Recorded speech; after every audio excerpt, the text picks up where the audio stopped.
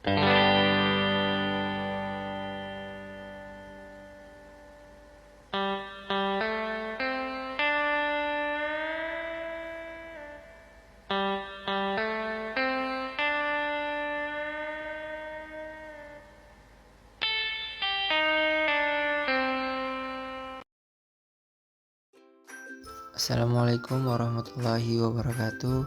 Kembali lagi bersama saya Muhammad Angga Setiawan.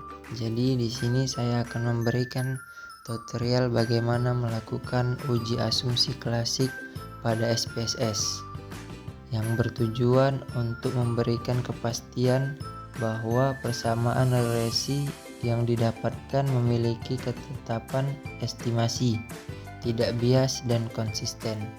Jadi terdapat 4 langkah pengujian dalam uji asumsi klasik kali ini, yaitu yang pertama uji normalitas, yang kedua uji multikolinearitas, yang ketiga uji autokolerasi, dan yang keempat uji heteroskedasitas.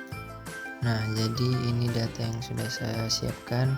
Selanjutnya mari kita gas. Oke, karena tadi datanya sudah disiapkan, kita pergi ke variable view, terus name-nya kita ganti menjadi x1, x2, x3, dan y. Dan kemudian kita ganti labelnya, ini terserah. Di sini saya buat ayam, kucing, bebek, sama sapi. Dan kemudian ininya kita ganti scale semuanya, scale. Nah, udah. Kemudian kita ke analyze ke sini, terus kita ke linear. Nah, terus yang Y kita pindahkan ke dependen, dan yang tiganya ini kita pindahkan ke independen. Terus kita pencet ini. Nah, kita hidupkan ini checklist, kemudian continue. Terus untuk yang keduanya itu kita jepret, kita letak ke X, dan sisrit kita letak ke Y. Kemudian kalau kita butuh histogramnya kita aktifkan sama bawahnya. Kemudian sudah seperti ini, sama seperti ini, samakan checklist dan kemudian continue.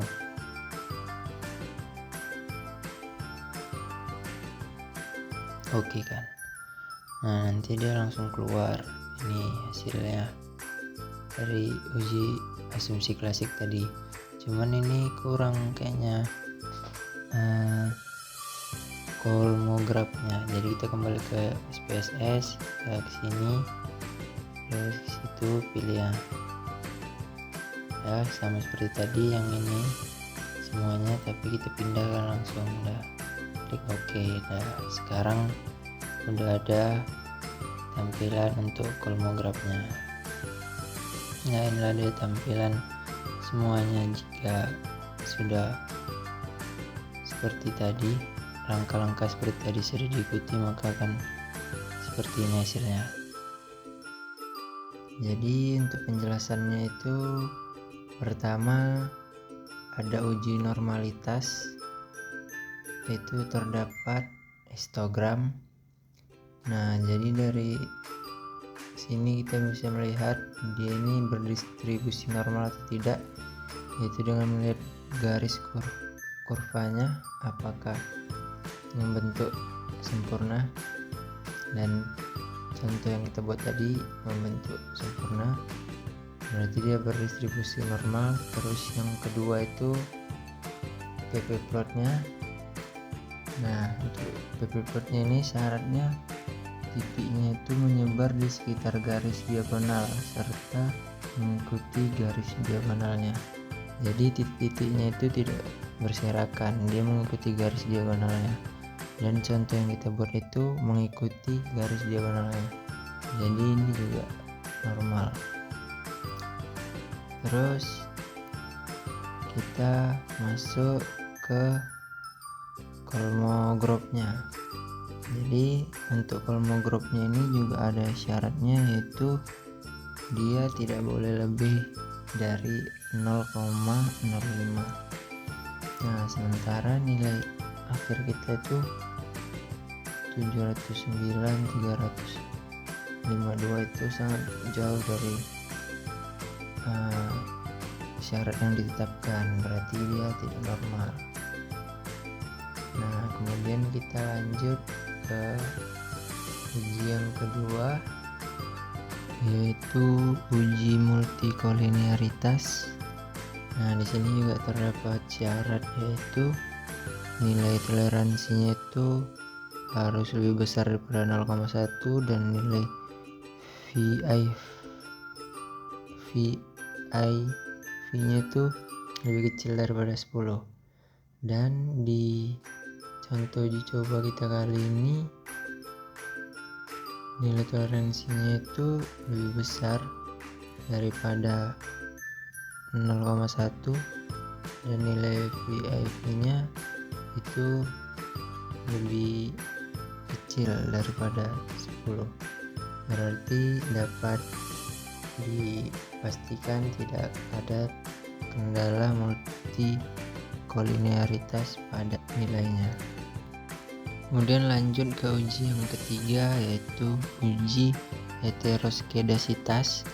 Jadi pada uji ini kita melihat titik-titik yang tersebar itu ada membentuk suatu pola atau enggak.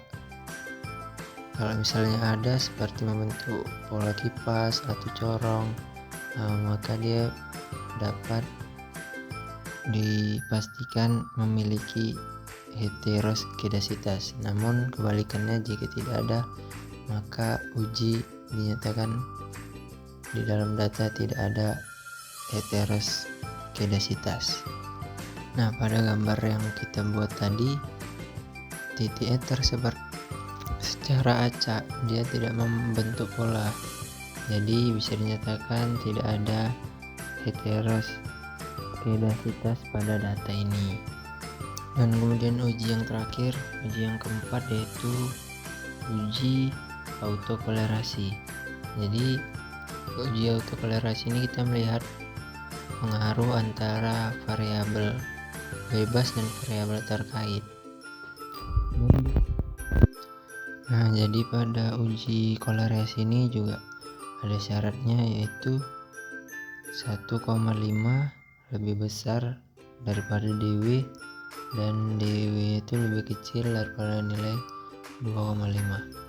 Nah, sementara dari yang kita lihat, hasil yang kita buat tadi, nilai DW-nya itu 2,3. Jadi dia masih di antara 1,5 dan 2,5. Jadi dapat dipastikan nilainya ini berdistribusi normal. Mungkin itulah tadi tahap-tahap ujian dari uji asumsi klasik yang bisa saya sampaikan.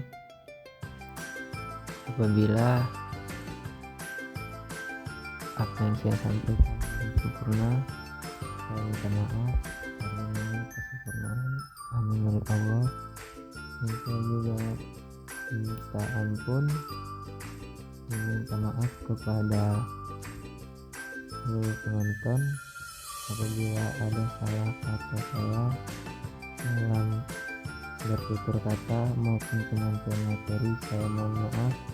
Saya sangat menerima dengan baik kritik dan saran dari penonton, karena saya juga masih dalam proses belajar.